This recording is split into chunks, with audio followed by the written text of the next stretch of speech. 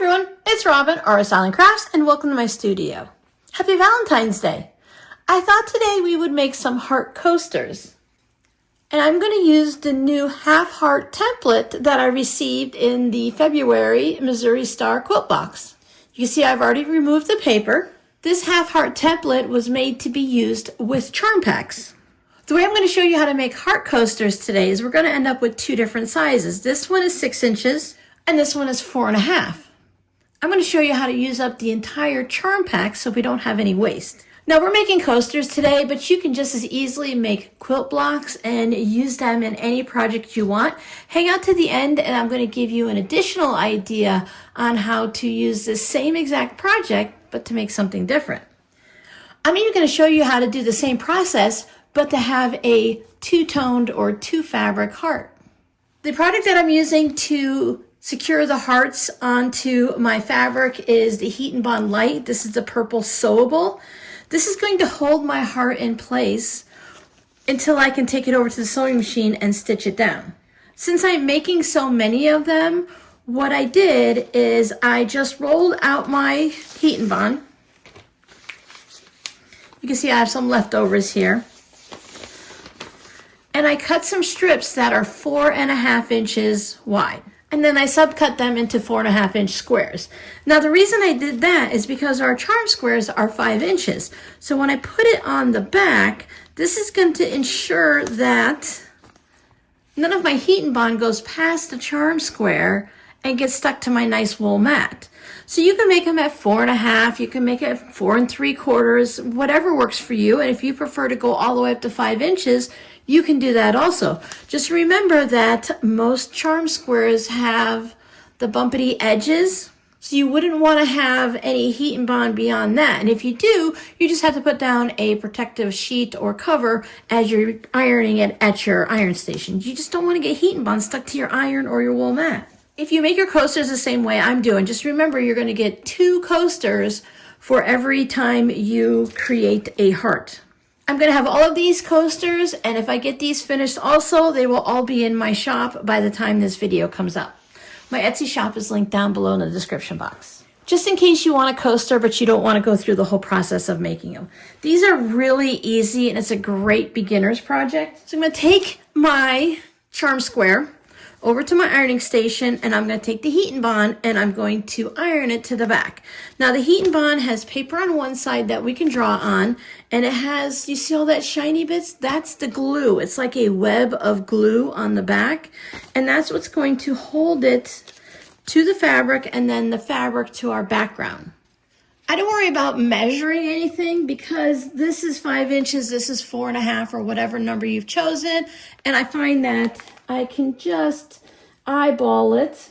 Remember, follow directions on your product's packaging. I give it a quick little press that way, and then I like to flip it over and press it again. If you're making more than one, go ahead and put your Heat and Bond on the back of all of the charm squares that you plan on making, and then give them a moment to cool down. This works out a lot easier on your fingers if you wait for it to cool down before we go to the next step. I want to create a half of a charm so that I can trace my heart out, but I don't need to put a giant crease in it. I just want to make it so that it's folded over. Give it just a gentle little push down. Now I'm right-handed, so I learned that it's easier if I flip my heart from the right side, flip it over so it's backwards to trace around it. You can go this way, of course, but I found that I was trying to hold it with my left hand and draw around it.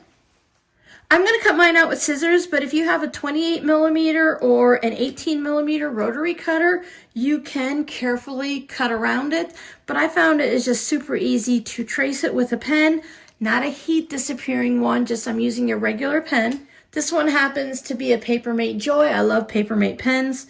And then I'm going to cut out the heart on the line. When I put my heart down, I want to, again, just eyeball it. You can just kind of look and see to make sure my heart is kind of in the center. That's because when I make my little smaller coaster, I want to make sure that my heart isn't all the way at the top. I want to try to balance it out a little bit. So there is my charm square with the Heat and Bond folded in half. And I have my heart, and I'm going to put this straight edge right on the fold. Make sure it's as close to that fold as you can be. Checking the distance here at the point and there at the top. And I'm going to hold that down with my non-dominant hand and then just draw around this half a heart. It's the same thing as when we were kids and we would take a piece of paper, fold it in half, you draw the heart and cut it out, and then you would get the heart so that it is the same size on both sides. I like to use my Kai scissors. These are fine to go through paper and still go through fabric. They are extremely sharp and they cut all the way to the tip. Anytime I'm cutting out anything in the applique or something in a shape like this, I like to make sure that my scissors cut all the way to the tip. But you can use whatever scissors you like. Now, if you don't have a heart template, you can just fold your paper over and draw your half a heart and then cut it out. It could be really fun if you have small children or grandchildren or even teenagers and adults to draw the heart for you. And then it can be like their coaster if they choose the fabric and they draw their own heart. I have these larger quilt clips that I found to be very useful to hold my fabric so the both sides stay together and they don't shift while I'm cutting them out. You can use paper clips, you can use regular quilting clips. Just take my scissors, or again, you can take a rotary cutter at this stage too, and then I cut it out. If it doesn't come out exactly perfect, that's okay, because hearts can be a little quirky. They can have a little bit of a difference from one side to the other. When I was younger, I loved to do this with hearts, but for some reason, I always struggled to get my hearts to look in a way that I thought that they looked nice. So there is our heart. And now we also have this piece that's reverse applique. I didn't want to get rid of this. It has diffusible on it, and I thought this would be fun to just make more projects with. So for my plain applique heart, meaning not this piece that's a reverse applique, I cut out a 6.5-inch square of a background fabric that I thought it would look nice on. Sometimes I chose a color. Do you guys remember the layer cake that I received from Missouri Star, the Robert Kaufman? Wild berries, I believe. I pulled some of the fabrics out of that. And then I also just had this white swirl fabric that I used. So sometimes I put them on that background and sometimes I put them on purples and pinks and berry colors because I thought that worked out nicely for Valentine's Day. But I wanted my hearts to be fun colors also. So I have my 6.5-inch square. I also have a 6.5-inch piece of cotton batting because I'm creating the coaster. And then all of my coasters have this fun Valentine's fabric on the back. So 6.5 inches, 6.5 inches, and 6.5 inches, or whatever size you prefer. Now for the reverse applique, this is a 5-inch charm square. 5-inch piece of batting and a 5-inch backing fabric. And you can see how this one is going to go right on top of it, and now my heart is purple and I have the fun background fabric. Now remember, we're going to follow our manufacturer's directions for fusing this down, just like when we fused our actual charm square to it. I'm going to use a pin and I'm just going to gently score the back of the paper so that I can easily pull it off. Now, if you have no problem pulling it off and you can remove that backing paper, no problem, you don't need the pin. Sometimes it comes off easily for me and sometimes I struggle. Now you can fold your fabric in half this way and half this way if you want to line it up. Sometimes I found it useful just to fold it in half top to bottom so that I can line that halfway part with the notch and the point, and I knew that I had my heart straight instead of a little crooked. And you can guess that I said that I just eyeballed it a little bit. Now when I came to this point, I really just, again, eyeballed it a little bit. I put 2 fingers this way, and I made sure that I had about 2 fingers on the top and bottom. And for me, that just worked out really well. You can bring a little ruler over, and maybe you want to measure and make sure everything is lined up nicely. When you do press down, make sure you're not moving or anything. You want to make sure it goes straight down so that your applique doesn't shift at all. I press it from the back. And there's my heart. Now for my reverse applique, here's my 5-inch square, and there's my heart. This one's super easy to get off because you can just grab it like that. Now for this one, if your charm squares aren't the same exact size, you may have a little bit sticking out from this piece to that one. But since we made this one a little bit smaller at 4.5 inches, if I were to be a little bit off when I laid it down, then I didn't have to worry about any of that fusible getting stuck to my wool mat. If you're worried about it, you could put a pressing sheet down, make sure it's lined up reasonably well. It doesn't have to be exactly perfect, but I want to get close.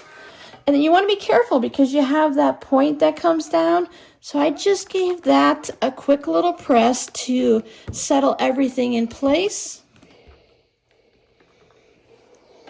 Took my point and just got the point of the heart settled.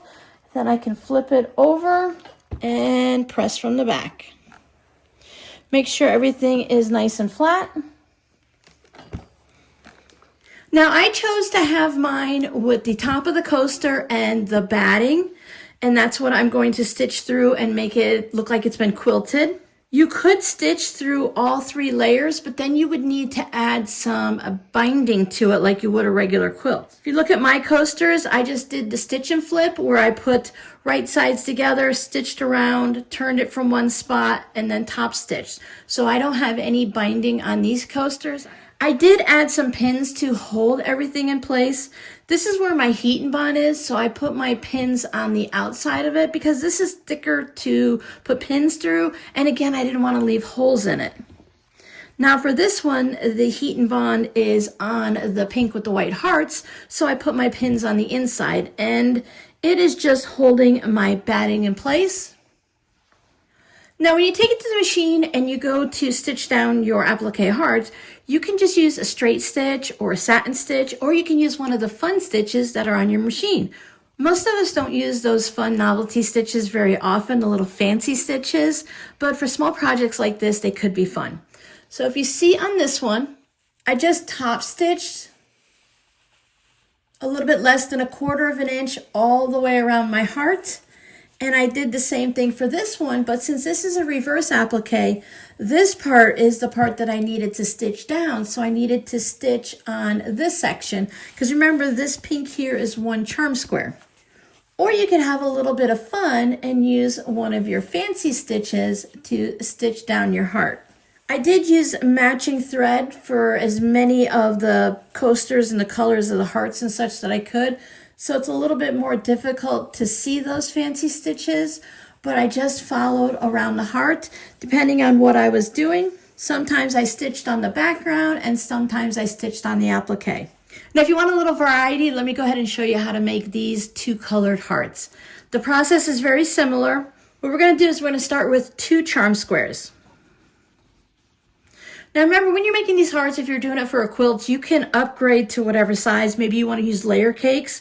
You would just need to make everything large enough to fit that.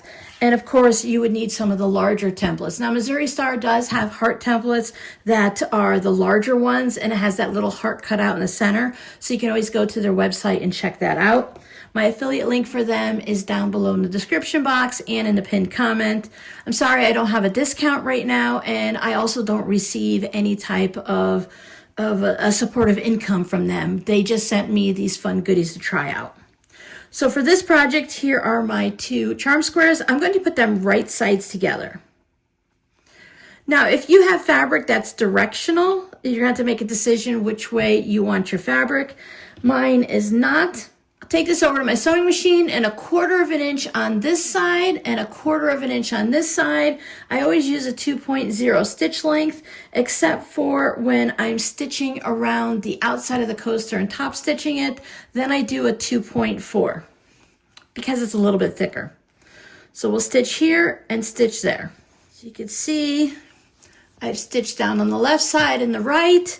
Now I want to take my ruler and I want to cut this in half. So since this is a 5-inch square, I'm just going to line it up at the 2.5 inch mark, and I'm going to cut that in half with my rotary cutter. During Birthday Bash last year, Missouri Star did send us all one of their aqua Rotary cutters, it says a Missouri Star in here. Now for the giveaway over on Instagram, there is another rotary cutter in there. It's more of something similar in this color, like a mulberry or something. I don't know all my purples.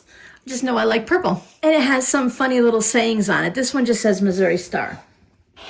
Now I took mine over and I pressed my seam open, but you can press it one way or the other if you'd like.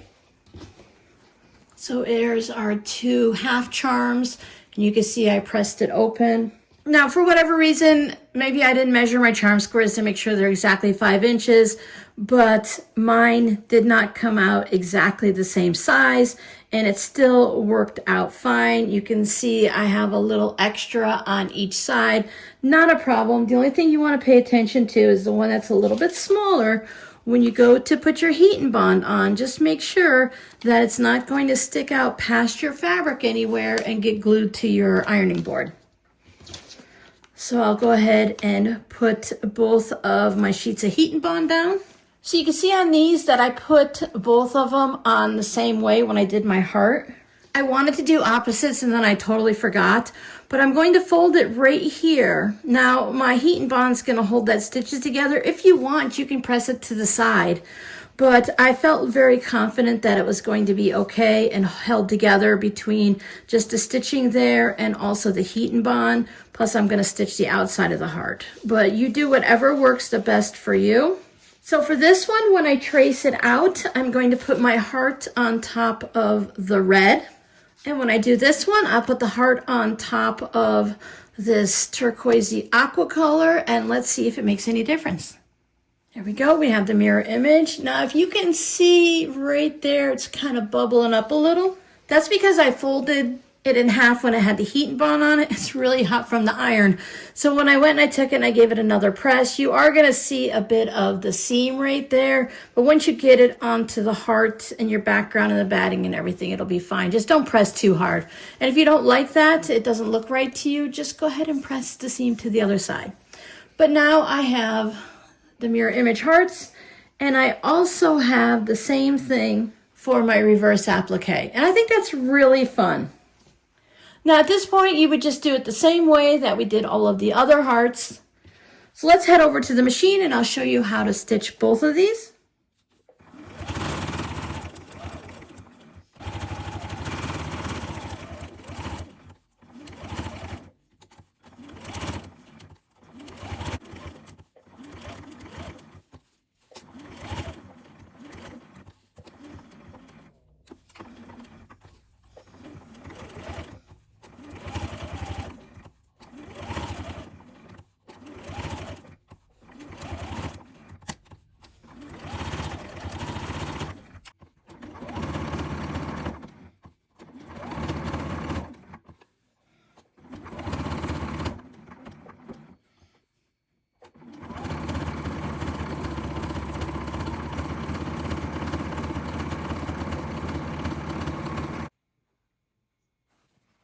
I really enjoy this stitch. This is the one I use for the outside of my fabric postcards, and I like it because it can go right along the edge and do like a straight stitch to hold the edge. Plus it has the stitches that overlap on the side, and that's going to help with some of the fraying. Now if you're doing this type of an applique, your fabric can and will fray. The more you handle it, if you wash it, there's a potential for your fabric to fray. Some fabric will fray more than others and some are fine. If you don't want it to fray at all, then you need to use some type of a stitch like a zigzag that will cover both edges. You might lose a little bit of thread here and there that comes off, but it won't like fray like crazy. Most machines will have at least a straight line stitching, like is on this heart, and a zigzag stitch. And the zigzag is the one that just goes like this, and you want to just put your foot so that it runs down so that you have a little stitch here and a little stitch there, and it goes back and forth. If you only have a straight stitch machine, it's still going to work fine. You don't have to have all those fancy stitches. Just stitch about 1/8 to 1/4 of an inch in. If you want it to fray a little bit more, then go more of 1/4 of an inch. And as you use it and wash it, it'll get really soft around the edges and fray a little bit. Remember, not all fabrics fray. If you really don't want any fraying at all, you can do a different technique or use a batik. Batik is a really tightly woven, or other fabrics that are tightly woven, and those tend not to fray. Next step, I have my heart applique with the batting on the back. I'm going to take my backing piece and I'm going to put them right sides together. You could put some pins or clips in. Again, I pinned inside the heart. And on this one, I did the same thing. And I just put my pins around the applique so I wasn't pinning through that heat and bond. We want to leave an opening so that we can turn this right side out. So you can leave a couple inches here, and since this one's bigger, if you want, you can leave a little bit of a larger opening. These are really thin if you're making it with the cotton batting and then just 2 pieces of fabric. It's not very thick. So this one's a little bit thicker because we have the 2 pieces of fabric, because remember this one has the heat and bond on it. So it is stuck. You could peel it off and trim around if you wanted to, but that is a lot of work. This isn't too thick. I did not struggle at all putting it through my machine. And after we have it all stitched, then we'll go ahead and turn them right side out.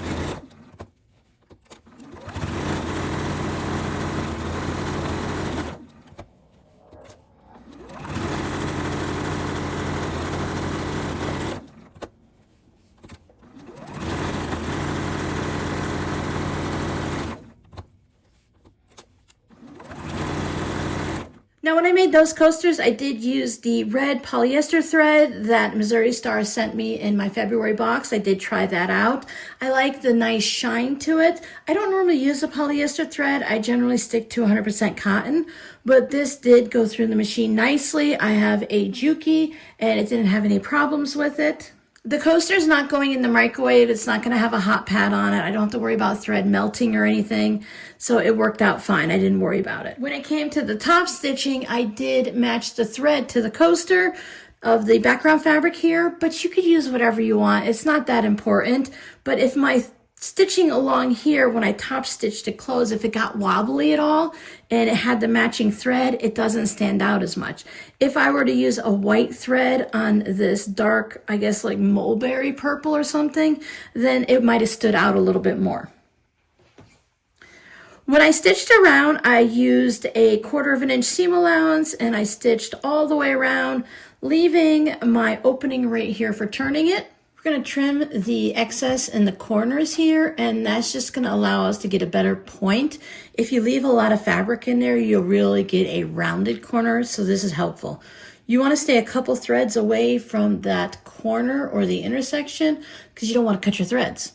If you do cut your thread, just put it back underneath your sewing machine and start back here about 1 inch or 2. And then just take a little bit of a diagonal sew until you're just past where the threads were cut. Backstitch at the beginning and the end, and then you can go ahead and turn it. You don't have to throw away the whole project. You'll still be okay.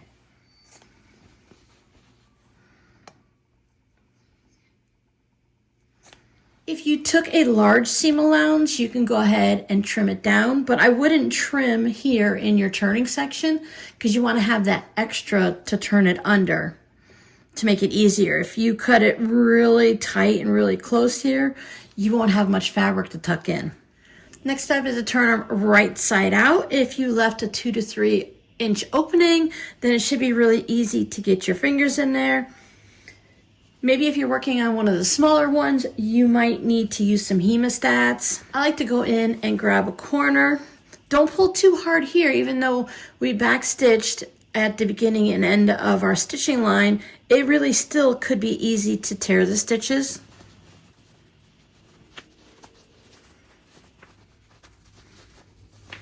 Once I have it turned out, I like to pop the corners out. Just put my thumb in the corner, put my finger on the inside, just push it through.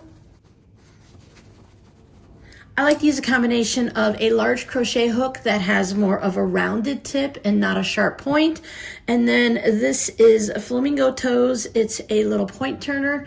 It has, again, a little bit of a rounded tip on it, but it lets you get into the corners. Now, since this part is a little bit thinner because this front side has the batting, I'm going to put my crochet hook or my point turner closer to this side, and I'm going to run it along there and just kind of smooth it out a little bit and allow that corner to pop out. Sometimes mine come nice and pointy and other times they don't. You can also come in with your point turner and just use that or do it afterwards. Just be gentle. If you poke through your fabric on one side or the other, turn it back, wrong side out, and do the same trick where you just kind of curve around there. And if you end up making a curve because of the size of the hole, just make a little curve on all four corners so they match. Again, I'm going to push wherever I can feel the seam and not just straight onto the fabric. Give it a little bit of a wiggle. You can use a non-pointy chopstick. Some people use a sharpened pencil where they break the lead off so it has kind of a rounded tip to it. There's also a variety of point turners you can use. There's some of like the white ones or the wooden ones. They're usually called like a bone turner or something like that, and it's a little bit wider, tapers to the end, and has the round tip. Now I'm just going to take it over to the iron. I'll tuck in my seams here. And when I do this, I like to take it after I get it all tucked in and I check it and I iron it. I like to take it and I like to lay it on my board. And then I just line it up with one of the lines on my cutting mat here, and that'll allow me to see if I pushed in those seam allowances too much, because you'll see that little bit of a curve. So before I take it over to the sewing machine and do the top stitching all the way around, I want to make sure that that's nice and even. You can do the same thing with the other sides, but it's all going to be determined on how straight you stitched your seams. So when we take it to iron, I just like to make sure that you can only see the front from the front. Kind of give it a little bit of a roll, and then I take it over and I give it a good press at the iron. And again, after I turned it all the way right sides around and I poked out my corners and I tucked in my turning opening there, I just went ahead and I top stitched. When it's in the turning area right here where I put my tag, that's where the turning opening was. And I just wanted to make sure that I tucked it in and it was nice and even. And when I stitched down, I wanted to stick close enough so that 1/4 inch seam that was tucked inside is going to be stitched down. I didn't want to be able to pull on anything and see the seam allowance popping out of the hole. So if you're new, sometimes it's a little easier if you do a 3/8 inch seam allowance. That's just the little line on a ruler between a 1/4 inch and a 1/2 inch. If you use that, it makes a little bit larger of a seam allowance and it gives you a little bit more fabric to tuck in, and sometimes that can make it easier to stitch it closed. Not having the back quilted doesn't bother me at all. It's just a coaster, and the cotton batting that I use says you should quilt it 8 to 10 inches apart, and this is a 6-inch coaster. I like to do my quilting about a hand's width like this, and so that worked out really well. So my heart got the batting down, and this is going to be fine. So the cotton batting inside tends to hold onto the fabric nicely. Plus, it's a coaster. So when you go to wash it, it should come out of the washer and dryer nicely. If there's any issues, you can just hit it with an iron afterwards, and it should come back right to like this. So I have 2 surprises for you. The first one is head on over to my Instagram page. I am doing a giveaway. I have a bunch of the Fun Missouri Star goodies that they gave me inside this little baggie here. Head on over to Instagram to see exactly what's in it. I'm also including one of my fabric postcards and some of my flamingo stickers. Now the bonus project, when you get to this stage and then you turn it right sides out, before you go ahead and top stitch all the way around, what you can do is you can fill this with fiber fill, and then use the ladder stitch to close it up, and you can create a pin cushion. So it would look like this after it's been stuffed.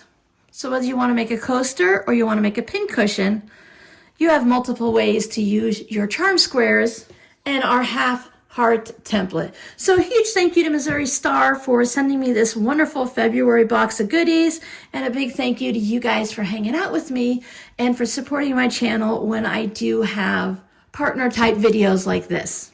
So for those of you that don't hang out on Instagram, I would still like to give you guys the opportunity to win a little something here on my YouTube channel.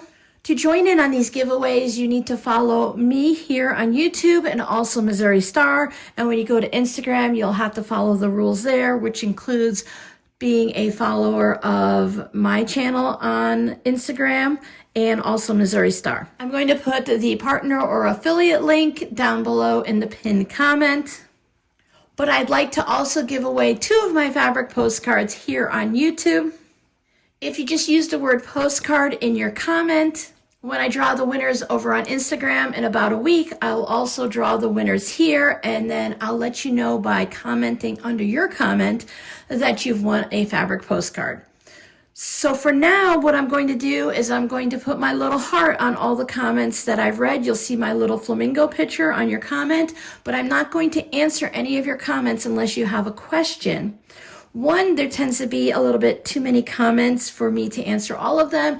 And 2, I don't want to respond to any of your comments until I do the giveaway so that you guys will receive notification that I've left a reply to your comment stating that you want a fabric postcard. And at that point, you'll need to send me your mailing address to the email that's in the description box of my video. But wait to make sure that you were chosen to win a fabric postcard. And if you don't want a fabric postcard and you would like one, you can head to my Etsy shop where you will find a variety of fabric postcards and all of these heart coasters. Thank you guys so much for hanging out with me. I will see you guys tomorrow for our live stream where we're going to do something scrappy and work with something colorful. So have a great weekend, and I'll see you guys in the next video. Bye.